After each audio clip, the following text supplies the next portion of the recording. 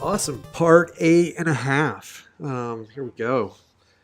Um, I just had to brush up on what I actually recorded in the first part of oh, balls. I screwed this up already. First part of part 8. And I jumped around quite a bit. And then the second recording of part 8 was just utter garbage. So I'm definitely not going to use that. So the second part of part 7. Um, I had just lost my job at New Ways, and it came out to the world that I was a raging heroin addict, and shit just was not going well for me. But I got a extremely lucky break. My old boss at Key Labs, I was able to get a job again, working for Key Labs, part time, doing contractor work, which was great. I got to sit on my ass and sit at a desk all day, and I didn't have to do manual labor anymore, which was awesome. But the problem was, I was still a heroin addict, and I was still with Barbarella, and I tried doing methadone. And the methadone clinic was a huge failure for me. I probably would have had better luck with the methadone clinic if only uh, I didn't have somebody using heroin with me during the rest of the day after I'd already dosed. Because, when you're on methadone, there's nothing that prevents you from going and using some coke or getting high on some dope. So Barbarella, well, she wasn't on methadone, so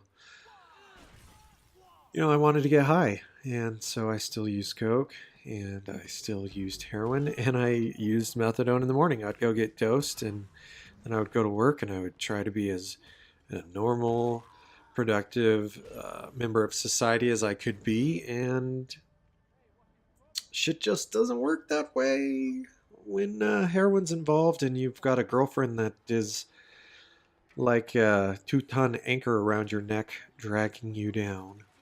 Um, Granted, I am the one to blame for not breaking things off with her. I was very much a part of that relationship, and in hindsight, it was a big mistake.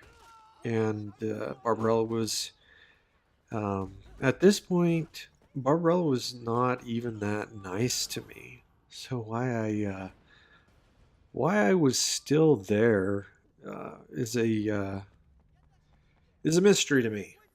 She treated me like shit. She slept with other dudes, um, and then she would deny it, and I would let it slide. I was starting in my phase where I just didn't give a shit anymore about anything. So, um,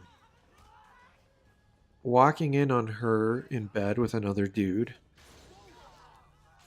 Yeah, you would think I would want to kill him or at least kill her, but I didn't. The thought did cross my mind. It was early morning one day, and I was on my way to work, and I decided I was going to bring her some bagels and donuts in the morning, like a nice, caring boyfriend would, because that's just the type of guy I am. And I got to her apartment, which I didn't do very often, but I swung by her apartment in the morning. I usually stayed there extremely late, or I spent the night there, but this was one occasion where I didn't, and the door to her bedroom was locked. Which, okay, she's a junkie. Drug addicts usually want their privacy, so they lock their shit up. They don't want people walking in on when they're getting high or smoking a tinner. And so I didn't think anything of it. So I just knocked on the door. I was like, "Yo, Barbarella, I'm here. Open up." And she wouldn't. She refused. She said no. And I could hear some whispering going on through the door. And I was like, "Oh, well, she's fucking some other dude." and I wanted to be angry, but I wasn't. I reached up above the door frame, grabbed the little nail, and popped the lock, opened up the door, and sure enough, there she was laying in bed with another dude. And my initial reaction was, "Hey, I want to kill this guy." My second reaction was, "I want to kill Barbarella," because it sure as hell wasn't that guy's fault. It was Barbarella. It was always Barbarella, and I just kind of shrugged my shoulders, turned around, and walked out of her apartment. Not before I threw his shoes on the roof of the apartment, because I'm a vindictive asshole, and that's just the shit that I do. But when I was on my way to work, my phone was ringing off the hook, and she was calling and leaving voicemails, and she was so not wanting to own up to what just happened. She said that nothing happened, and I got the wrong idea, and I didn't want to deal with it. I refused to answer her calls. And then this other random number started calling my phone, and it was the dude calling me, trying to convince me that nothing happened. Fucking hell. And I went to work and I started working, and then the phone at my desk started ringing, and it was Barbarella, and it was bugging the shit out of my coworkers, and it was starting to become a problem. So I talked to her and said, "Fine, swing by the office and we can talk." And we didn't really talk a lot. She tried to change the subject, and she denied a lot of shit, and we ended up just heading up to the city, buying a bunch of coke and heroin, and I got high off my ass. And that was kind of it. That's just the type of person she was. And me, I was the type of person I was at that point in my life. I was just a fucking idiot. And I didn't walk away when I should have. And some hard lessons were learned. I'm not going to lie. I learned so many lessons the hard way with Barbarella, but she stopped going to her job, and I ended up getting my ass fired for lying and cheating on my hours, reporting a large amount of hours more than I worked, and that caught up to me really fast. The payroll company that paid me, they found out, and they were like, "Hey, you got to pay us back, or else we're going to press charges. Your ass is going to go to jail." And of course, I didn't want to go to jail, so I did the only rational thing in my heroin-soaked brain and mind was to complain about it and get even higher, and whine to my parents. And they worked out a deal where they sold my four-wheeler. My brother-in-law sold my four-wheeler for me, made just enough money to cover all of the money I had stolen, and my ass didn't go to jail. Yippee. Yay for me. And, but I was out of work again, and I betrayed a bunch of people that I was extremely close to. I still feel like shit to this day for some of the shit that I had pulled at Key Labs. And because, I kind of grew up a little bit with those people that I worked with at Key Labs. I started working there right after high school, and I spent 7 years there, and I became extremely close to a lot of my coworkers. So to fuck those people over, it was a lot more it was a lot harder than just fucking over random strangers or faceless people like I did during my addiction. So yeah, that was pretty shitty of me, and that's just that's just what junkies do. Junkies are shitty, and they're not trustworthy, and they fuck people over, and they're scandalous, and they're just not the greatest of people. And I don't blame a lot of it on the people themselves, because people do stupid shit when they're high. A lot of times it's the drugs that are making people do the horrible, awful things that they do. And I did so many terrible things while I was high, and in the name of a good chunk of black. in my hand. I did a lot of really horrible things for those little tiny balloons of heroin and cocaine. Not proud at all. But yeah, I did a lot of those things, and shit happens. Gotta own that shit. Okay, well now that I have that out of the way, let's. I want to revisit the money situation from the summer of 2003. I know I touched a little bit upon that in part one of part eight. I still hate that, but it is what it is. Two different parts of the same part. But so, I had a lot of credit cards and I had high limits. I did pretty well for myself right out of high school and for the following years before the dot com bubble burst. And, I accumulated a lot of shit, CDs and movies and DVDs and audio equipment and televisions and video games and consoles. And I had a good little amount of money in the bank before I started clubbing and doing coke, and then I relied a lot on my credit cards to facilitate my drug usage and supplementing my paycheck that I was getting at Key Labs during that summer with going to the ATM and pulling out money um, from my credit card just wasn't enough. Just not enough money. Just burning through cash. And Barbarella, she had a minimum wage paying job and she very rarely even showed up for it. So what she was contributing to the drug money pool was extremely small.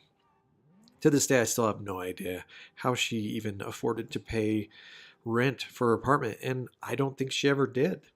I think she just lived there during the summer and kept saying she was going to pay and never paid, and then just moved out when all of her other roommates were like, I'm going to move out, and she moved out. Yeah, she stopped going to work, and I got fired from my job for lying and cheating on my time card. And so without money, you don't get drugs. And I started pawning all of my shit. Just very, very, very, it was very slow at the beginning. Um, it was some DVDs here, some audio CDs there, um, just to make up the difference what I was spending and what I couldn't cover from my paycheck or my credit cards. So at this by this time, my credit cards were completely maxed out. I had three credit cards completely maxed out. Couldn't use them anymore. I was using my cell phone like crazy, and back then, minutes were super few, super expensive. Text messages were super few and super expensive, and your plan had hardly any minutes and texts on them. So I still had to use my cell phone to call my guy and call Barbarella and do all the things that I was doing. So I racked up this like $1,500 bill from Sprint, and I was just racking up just debt everywhere. Went to Czech City, got a bunch of loans. Oh man, I could probably do an entire episode on check cashing places alone and how fucking retarded they are. But I burned through cash. I got massive loans at check cashing places. My credit cards were maxed out. I was starting to pawn all my shit. Debt collectors were calling me all the time. You go into debt at Check City, and one of your checks doesn't clear, and your bank rejects it, and you get overdraft charges, and they sick the hounds on you. They fucking want their money, and they will do anything to get it. So I was getting just bombarded from every angle, from debt collectors and credit card companies, and just all these people wanting their fucking money. RC Willie, I maxed out my RC Willie card, buying stuff, buying things in the store to eBay to pay for my drug habit, like That is the level of retardedness that I had sunk to with my addiction. Physically purchasing things on credit to eBay for half the value to pay for dope and for some coke to feed my habit, Barbarella, and my habit. Um, yeah, the levels of stupidity, they were just, it was just crazy. So me being the somewhat still understanding what I was doing, I declared bankruptcy. Just wipe the slate clean, get ahead of all my debt and just get rid of it and start fresh. I don't know how many times in a 12-year period I started fresh. I'm doing air quotes right now. Started fresh in air quotes. Way too many times. But I declared bankruptcy, and so I didn't have that shit to deal with. Didn't have a cell phone anymore. Had to revert back to using payphones to call my dealer. That sucked. That sucked bad. Um, but that's what you did. Most of MJ's little posse that he was running around with, they lost all their shit. They were living on the streets. They were actually worse off than I was at that point, and they just vanished off the face of the earth. They got to the point where they were breaking into people's apartments and cars and stealing shit, and um, including my truck and my stereo. They broke into it and stole my stereo, and they got busted with my stolen stereo equipment in their trunk. They went up to the city. They were speeding on their way back after they just picked up all their shit. Highway patrolman pulled them over, found all this stolen stereo equipment and stolen shit in their trunk, and boom, they were busted. They actually admitted to the UHP trooper, the cop, that it was my shit. I got a call from the the trooper saying, "Hey, do you know MJ and TS?" And I'm like, "Yes, I do." And he's like, "Well, they stole all the shit out of your truck. They stole your amp, your subwoofer, and your stereo." And I wasn't about to march down to the police station and go through all the paperwork and red tape to get my shit back. So I just left my dashboard all fucked up, and that's just how it was. But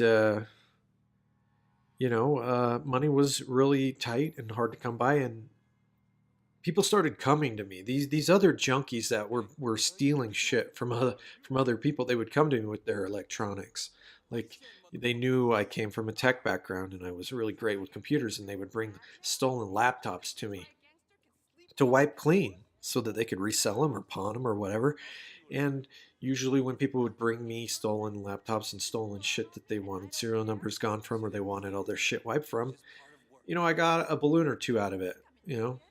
20, $30 worth of dope or coke for my troubles. So, but those guys all disappeared, and shit like that was few and far between. The whole wiping laptops, but I ran out of money. Barbarella didn't have any money. I didn't have any money. Just to put gas into my truck to drive the 40 miles from the valley up to the city became a pain in the ass, and expensive. Even gas, I don't even remember how much gas was back then, and I know it wasn't super expensive, but why spend that 10, $15 on gasoline when you could be spending it on dope, right? That's what my dope soaked brain was telling me. Why make the trip? Just stay up there, stay up in the city, just sleep in your trucks, live on the street. You got Barbarella there to keep you warm. Like, just go up and save your money, and that's what I did. Uh, Bankruptcy didn't fix anything for me, and yeah, bankruptcy didn't fix anything. My shit got so much worse after that. But anyways, I'm just looking at the timestamp on this, and I've already gone over. But hey, I recorded uh, a new entry, a new episode into my story. So I'm gonna get this shit wrapped up. I'm gonna get it all edited. I'm gonna get this on my YouTube channel, and I'm gonna start cranking on these stories. And I'm gonna double my efforts. I'm gonna try to get at least one video uploaded to YouTube a week to match my podcast. Anyway, as always, thank you very much for listening.